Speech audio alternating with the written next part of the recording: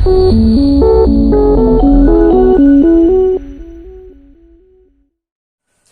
बच्चों, आज हम आपके लिए लेकर आए हैं क्लास 12th का हेलो एल्केन और हेलो एरीन का पार्ट 4।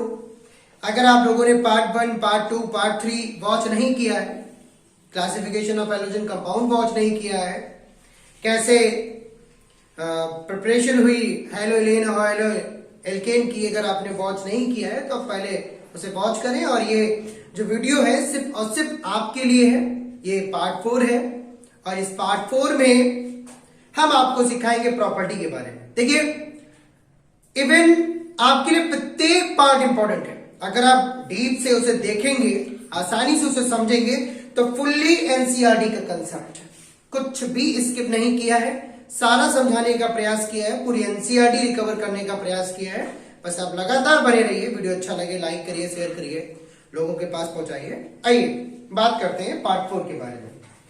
तो देखिए, पार्ट जो 4 है वो सिर्फ फिजिकल प्रॉपर्टी पर आधारित है। किस पर? फिजिकल प्रॉपर्टीज पर आधारित है। फिजिकल प्रॉपर्टी की बात करें तो जो हेलोजन के कंपाउंड है, जो एल्किल हैलाइड है, ऐसे बोल दो, जो एल्किल हैलाइड है, जो एल्किल हैलाइड है वो क्या है? देखो, आप नॉर्मल ले जाते हो फिजिकल प्रॉपर्टी को कि आसानी से आप फिजिकल प्रॉपर्टी को पढ़ तो लेते हो, आपने एक दो पॉइंट याद करिए, कलरलेस, ठीक है, स्वीट स्मेल, ये याद कर लिया आपने, सोल्युबल इन वाटर। लेकिन क्या एग्जाम में उसके अकॉर्डिंग पूछा जाएगा? तो जरूरी नहीं है, हो सकता है एग्जाम में कुछ हटकर क्वेश्चन आ जाए और फिर आप वहां पर फंस जाए। तो उस कंडीशन को, उस स्थिति, ऐसी स्थिति ना बने आपके सामने, ऐसी स्थिति को सॉल्व करने के लिए बहुत ही इजी तरीके से हम आपके सामने लेकर आए हैं। लगातार बने रहिए, एक अच्छा वीडियो, एक अच्छा कंटेंट हम आपके सामने लेकर आ रहे हैं। अगर वीडियो अच्छा लगे लाइक शेयर जरूर करिएगा। तो एल्किल हैलाइड क्या है? सभी के सभी कैसे हैं? कलरलेस है, ठीक है, कलरलेस है। अगर कोई प्योर एल्किल हैलाइड है और अगर आप उसमें लाइट एक्सपोज करोगे, इवन जैसे ब्रोमीन और आयोडीन का कोई प्योर हैलाइड है, और अगर आप उसमें लाइट को एक्सपोज करोगे तो कलर भी डेवलप हो सकता है, यानी कलर को भी डेवलप किया जा सकता है। अच्छा, ये तो इतनी बात हो गई। अब बात करते हैं मेल्टिंग और बॉइलिंग पॉइंट की। देखो, मेल्टिंग और बॉइलिंग पॉइंट सबसे इंपॉर्टेंट बात। मेल्टिंग और बॉइलिंग पॉइंट को लेकर बहुत बार एग्जाम में कंफ्यूजन रहते हैं। एग्जाम में मैंने इंडेक्स का क्वेश्चन लिखा हुआ है, मैं आपको भी समझाऊंगा कि कैसे है ये, और ऐसे ही क्वेश्चन आ जाते हैं, बोल दिया जाता है कि सेट दिया गया, एक सेट दिया गया, इसको इंक्रीज इन बॉइलिंग पॉइंट के आधार पर, मेल्टिंग पॉइंट के आधार पर सेट करिए। अब आपके सामने प्रॉब्लम क्रिएट हो जाती है। अब आप कैसे करते हैं, इस बात का सोल्यूशन हम आपको दे रहे हैं। देखिए, बॉइलिंग पॉइंट कुछ एक्सेंट बता रहा हूं याद करने के लिए। सबसे पहली बात, बॉइलिंग पॉइंट तब इंक्रीज होगा जब नंबर ऑफ कार्बन इंक्रीज होंगे, number of carbon atom increase होंगे। सबसे पहली बात, कब इंक्रीज होगा? कब इंक्रीज होगा? जब number of carbon atom increase होंगे। दूसरी बात क्या? Number of carbon atom, very good, number of halogen atom अगर इंक्रीज हो। कौन बेटा? नंबर ऑफ हेलोजन एटम यदि इंक्रीज हो तो बॉइलिंग पॉइंट इंक्रीज होगा। अगली बात, number 3, atomic weight of the halogen atom. अगर एटॉमिक वेट बढ़ रहा है किसका? हेलोजन एटम का, तब भी आपका boiling point, melting point increase होगा। तो ये तो कुछ, अब डिक्रीज कब होगा बेटा? जब ये हेलोजन एटम किस में लगा होगा? ब्रांच में। किस में लगा होगा? ब्रांच में। अगर ब्रांचिंग है ना, अगर ब्रांचिंग है तो स्थिति ये आएगी कि डिक्रीज होगा बेटा। क्या होगा? डिक्रीज होगा। एक एग्जांपल देता हूं आपको, CH3 CH2 और CH2, और यहां पर भी CH2 लिखा है, फिर Br लिखा है। एक ऐसे ले लीजिए CH3, ये यहां CH और इधर लिखा है CH3, यहां पर भी लिखा है, और यहां लगा है CH2, और यहां थोड़ा डीप इधर करके लिख लो, CH3 और CH यहां लगा है Br, इधर लगा है CH2 और यहां पर भी लिखा है CH3। ये एक स्थिति हो गई। अब एक और ले लीजिए, CH3 CH3 और यहां पर लगा है Br। अब पूछा जा रहा है, बताओ कि सबसे ज्यादा बोलिंग पॉइंट किसका है, बीपी किसका है। अब ये पूछा गया है इंक्रीजिंग बोलिंग पॉइंट के आधार पर। अब आपके सामने बड़ी दिक्कत आती है कि कैसे सॉल्व करें। तो देखिए, इसका सबसे ज्यादा होगा, क्यों, क्योंकि यहां पर कोई भी आर ब्रांच में नहीं है, तो रूट चेन में लगा हुआ है, ब्रांच में नहीं लगा, लेकिन यहां पर तो ब्रांच में लग गया भी आर, यानी इसका सबसे ज्यादा होगा, ये उससे कम होगा और ये सबसे ज्यादा कम होगा। ये सबसे ज्यादा इवन 375 केल्विन इसका होगा, ठीक है, इसका होगा 364 केल्विन और इसका होगा 346 केल्विन, यानी इतना केल्विन में इतना टेम्परेचर होगा।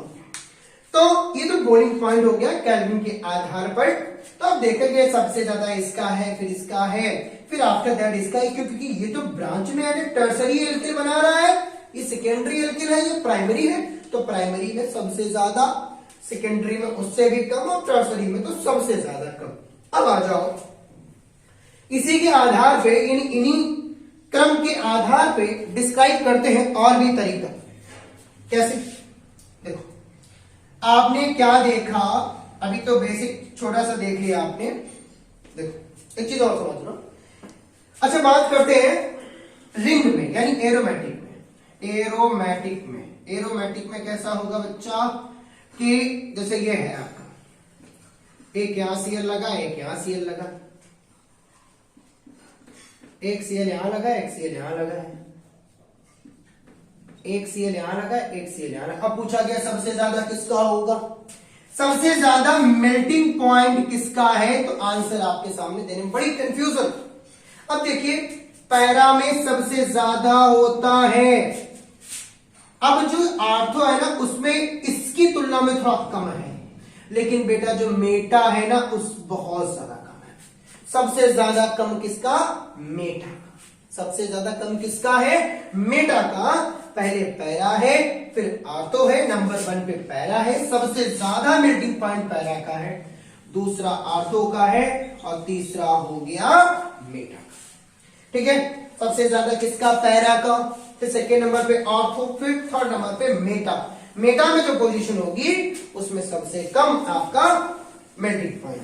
तो ये तो एक विशेषकर मैंने आपके लिए बनाया है, एनसीईआरटी कवर कर रहा हूं पूरा, कुछ भी स्किप नहीं कर रहा हूं, ध्यान से बने रहो, लगातार देखते रहो, ठीक है।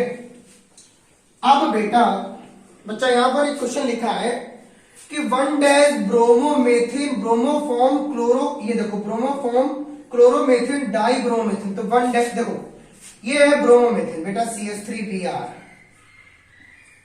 कॉमा, ये ब्रोमोफॉर्म है यानी CR, ये ब्रोमोफॉर्म का फॉर्मूला होता है CBr, इधर भी Br, इधर भी Br और यहां लगा लो H, ये ब्रोमोफॉर्म है ना इसीलिए। अब बेटा यहां पर लिखा है क्लोरोमेथेन, तो क्लोरोमेथेन यानी CH3Cl, इधर लिखा डाइब्रोमोमेथेन यानी CH और 2 Br, एक ही Br यहां और एक Br यहां यानी CH2Br, ठीक है, CH2Br। अब देखो यहां पर कंडीशनल क्या है कि बच्चा पूछा गया है कि इसको इंक्रीजिंग ऑर्डर में डिस्क्राइब करिए, किसके ऑर्डर में, इंक्रीजिंग ऑर्डर में बताइए। तो सबसे पहले क्या आएगा, देखो आप पहले यहां देखिए increasing number of carbon atom, क्या कार्बन एटम बढ़ रहा है, तो आंसर होगा नहीं, यानी ये तो अप्लाई नहीं होने वाला। अब नंबर ऑफ हेलोजन एटम, क्या नंबर ऑफ हेलोजन एटम बढ़े, बिल्कुल 1 2 3, तो पहले मैं से CH3Br 1 नंबर, CH3 कॉमन ही लगाता है, CH3 CH2Br2 2 नंबर और CHBr3 3 नंबर, इंक्रीज हुआ। अब बच्चा एक चीज और बोली गई, यानी ये वाला तो यूज हो गया। अब बोला गया ये CH3Cl है, बोला गया atomic weight of the halogen atom, बिल्कुल Cl का कम होता है Br का ज्यादा, क्योंकि Cl का एटॉमिक नंबर ही कम है 17 है, Br का 35 है, और उसके अकॉर्डिंग Cl पहले आ जाएगा यानी CH3Cl। अब बेटा इससे बड़ा ये होगा, इससे बड़ा ये होगा और सबसे बड़ा ये होगा, क्यों, रीजन तो आप सभी जानते हैं कि number of carbon, number of halogen atom, यानी कि देखो नंबर ऑफ हेलोजन एटम बढ़ेगा, carbon number of halogen atom बढ़ेगा और एटॉमिक वेट हो तो ये कंडीशन बनेगा। अच्छा दूसरा क्या लिखा है, सेकेंड नंबर आपका क्या लिखा हुआ है, देखते रहो ध्यान से, एक एक पॉइंट आपके लिए इंपॉर्टेंट है। सेकेंड नंबर दिया गया है 1 क्लोरोप्रोपेन। 1 क्लोरोप्रोपेन, देखो प्रोपेन है तो 1 2 3 और 1 डैश है तो यहां पर Cl लगा, इधर भी लगा सकते हो कोई दिक्कत नहीं है, इधर भी Cl लगा सकते हो, CH3 CH2 CH2Cl। पहला हो गया। आइसोप्रोपिल, आप तो जानते हो आइसो की कंडीशन क्या है, एक वीडियो बनाया मैंने, अगर आपको समझ में ना आए तो पूछ लेना, ठीक है, मैसेज करके बताइए। और 1 क्लोरोब्यूटेन, तो 1 क्लोरोब्यूटेन 1 2 3 4 यहां Cl लगा लो, CH3 CH2 CH2 और CH2। अब देखो ये बोला गया है कि 1 क्लोरोप्रोपेन ये फॉर्मूला हो गया, आइसोप्रोपिल क्लोराइड ये फॉर्मूला हो गया, अब बेटा बोला गया है 1 क्लोरोब्यूटेन 1 क्लोरोब्यूटेन ये फॉर्मूला हो गया। अब बोला गया है कि इंक्रीजिंग बॉइलिंग पॉइंट के आधार पर इसको डिसाइड करो। तो आपके सामने नंबर ऑफ कार्बन एटम क्या इंक्रीज हो रहा है, देखो बिल्कुल हो रहा है, पहले ये आया बाद में ये आया, तो पहले हम ये लिख लेंगे number of increasing CH3 CH2 CH2Cl, after that इससे बड़ा होगा CH3 CH2 CH2Cl। अब बच्चा 4 C है, एक Cl लगा लो, ब्यूटिल था ना ये सीरियल, ब्यूटिल में ब्यूट में 4 कार्बन होता है। अब 1 2 3 Cl और 1 2 4 C।